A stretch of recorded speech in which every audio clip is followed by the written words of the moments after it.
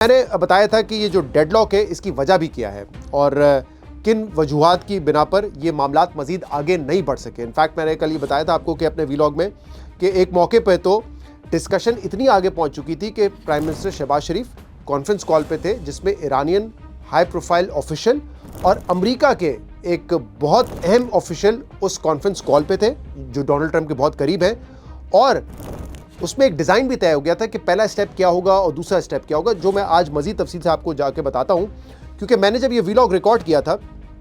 तो उस वक्त फॉरेन ऑफिस की सहाफ़ियों को ब्रीफिंग नहीं दी गई थी, लेकिन जब ब्रीफिंग हुई है उससे ये बात तो तय हो गई है कि जो मुज़ाकरात जितने पेस से आगे बढ़ने चाहिए थे वो नहीं बढ़ रहे, उसमें एक तातुल आ गया है और एक डेडलॉक पर आ गए हैं। अब ये कितना दोबारा मुज़ाकरात वापस कैसे इनका आगाज़ होता है, कब होता है, nobody knows, but obviously as I said expect ये किया जा रहा है कि अब शायद ये जंग मज़ीद तवील होगी और हमारी ख्वाहिशात के मुताबिक एक हफ्ते में या चंद दिनों में ख़त्म होने के इम्कानात बहुत कम रह गए। अच्छा, इस पूरे मामले पे जो पाकिस्तान का एक रोल था, उसको आप कहें बतौर फैसिलिटेटर था या मीडिएटर था, उसमें Pakistan was very tight lipped, मतलब कोई इन्फॉर्मेशन पास ऑन नहीं कर रहे थे। हमें जो खबरें मिलती थी पाकिस्तान के किरदार के बारे में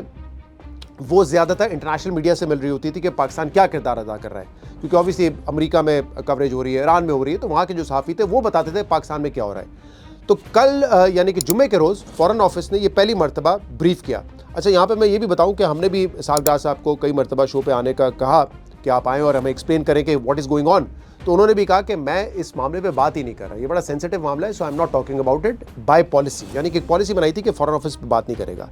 अच्छा, कल जब ब्रीफिंग हुई तो उसमें क्या हुआ वो तो मैं आपको बताता हूँ, लेकिन उस ब्रीफिंग से एक जो तासुर उभरा वो यही था कि क्योंकि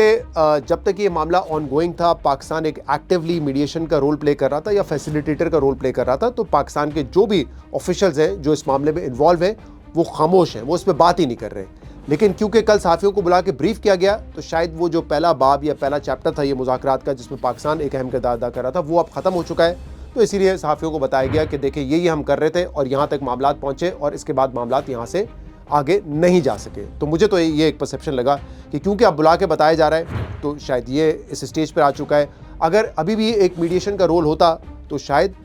वो हमें उस तरीके से ब्रीफ नहीं किया जाता जैसे पहले नहीं किया जा रहा था।